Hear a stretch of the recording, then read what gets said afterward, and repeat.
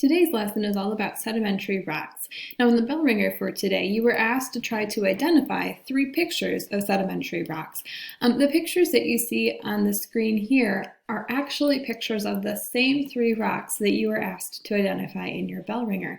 If you've already done your research and maybe looked back over the notes or your section for this piece, you might have already found out that the way to identify these 3 types of rocks is by the size of their grain, the size of the rock fragments that make them up. If a rock has very, very fine grain, like this rock right here that's dark in color, it's probably going to be a form of shale. Shale, remember, forms from clay particles that are deposited and then compacted together. If a rock is formed out of sand, which is a slightly larger rock fragment or particle size, then we call it sandstone. And if a rock is formed out of pieces that are both big and small, like this picture in the upper right-hand corner, we'll call it either conglomerate or breccia. Now, if we call it conglomerate, it's because those pieces that we see are rounded. If the pieces are jagged, we would call it breccia. So here we have a picture of breccia. The two objectives rather that go along with this section are to describe how sedimentary rocks form and to describe the 3 major types of sedimentary rocks. Now, all sedimentary rocks are going to form when particles are deposited by usually either wind or water. These particles that we're talking about are sediment. Remember when we talked about sediment back in section 1, we were talking about tiny pieces of rock, grains, if you will, that make up a rock and its crystals. These pieces of sediment usually come from other rocks, but they can also come from living things too. We're going to see a little bit more of that living thing component in our sedimentary rocks. These pieces of sediment can be carried by water and wind, but they can also be carried by ice.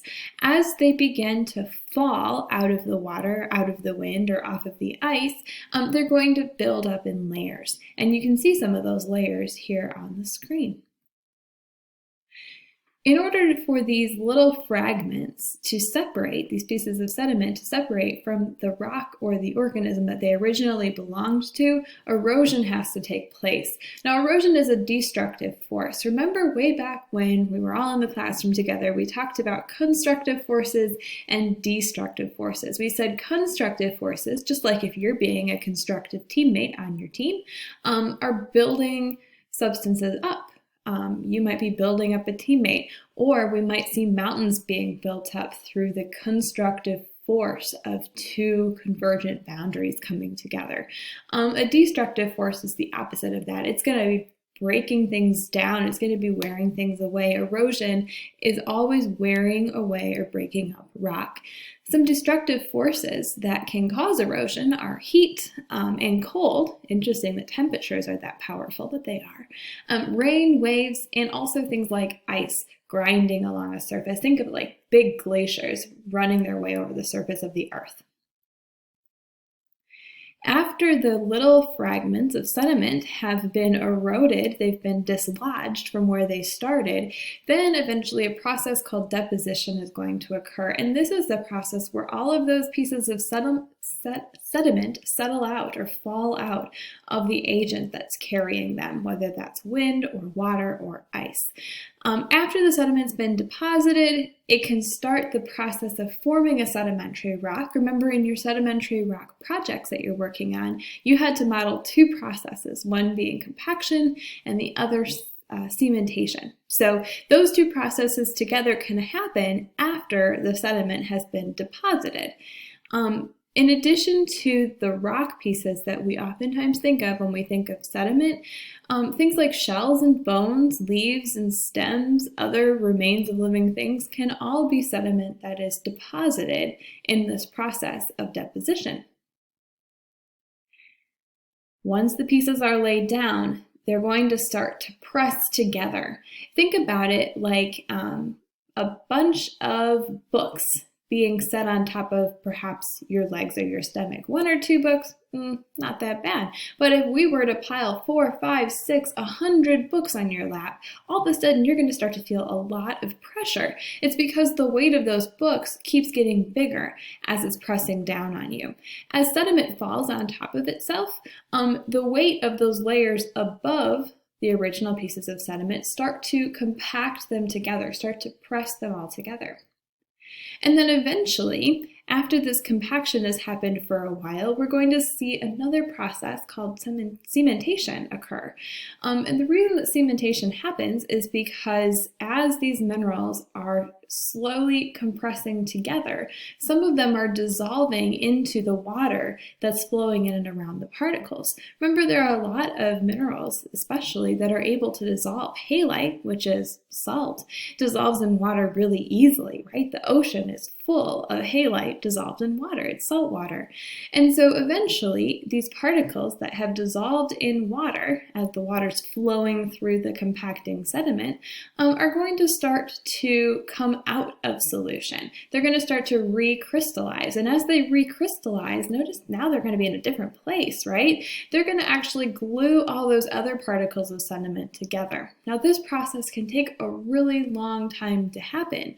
And it's because when substances are dissolved in water and that water is below the surface of the earth, it's usually pretty warm. It's usually at a high temperature. It's not often until things cool down or dry out that we see these compounds coming out of solution. Now, there are 3 main types or major groups of sedimentary rocks that can form. Each of these types of rocks is going to form because the rock underwent a different process. The 3 main groups are called clastic sedimentary rocks, organic sedimentary rocks, and chemical sedimentary rocks. I'll put a link to this Geology Kitchen video on my website so you can watch it a little bit later. The first of the 3 categories of rocks are our clastic sedimentary rocks. These guys form when rock fragments are squeezed together. These rock fragments can be big or they can be small. It doesn't really matter at this point. The point is just that they're being squeezed. And because it doesn't matter what the size is, looking at the size of the grain or the size of the sediment pieces is actually a really good way to differentiate, to tell the difference between one type of clastic sedimentary rock and another. If you see a clastic sedimentary rock that has really fine, tiny pieces to it, it might be shale. Shale forms when tiny pieces of clay are laid down in very thin, flat layers out of water in a water deposit. These pieces are so small and they're pressed together, compacted so well, that they don't actually need the process of cementation in order to hold them together. The pieces, because they're so small, are going to combine tightly, so tightly in fact, that not even water can pass through shale. It's going to feel really, really hard. Now, if you look at this picture on the screen, you'll notice evidence that these layers of clay were deposited in rows. They were deposited in flat lines, flat layers. You can see the layers appear sort of like they were built on top of one another, even in the finished rock. If the particles that we're looking at are a bit larger in size, there's a good chance that we're dealing with a rock, clastic sedimentary rock called sandstone. Sandstone is formed from sand particles, which are mostly quartz with some other minerals mixed in. Sandstone forms as a result of both compaction, like we saw in our shale sample, and cementation. So now we have to have some of those dissolved crystal particles coming out of solution. And when they come out of solution, remember, they're holding all the other parts and pieces around them together. Cementation is a great process. It really helps to cement those particles together. However, it doesn't fill every space. And for this reason, sandstone is able to absorb some water because there are some particles between sand grains that haven't been completely cemented.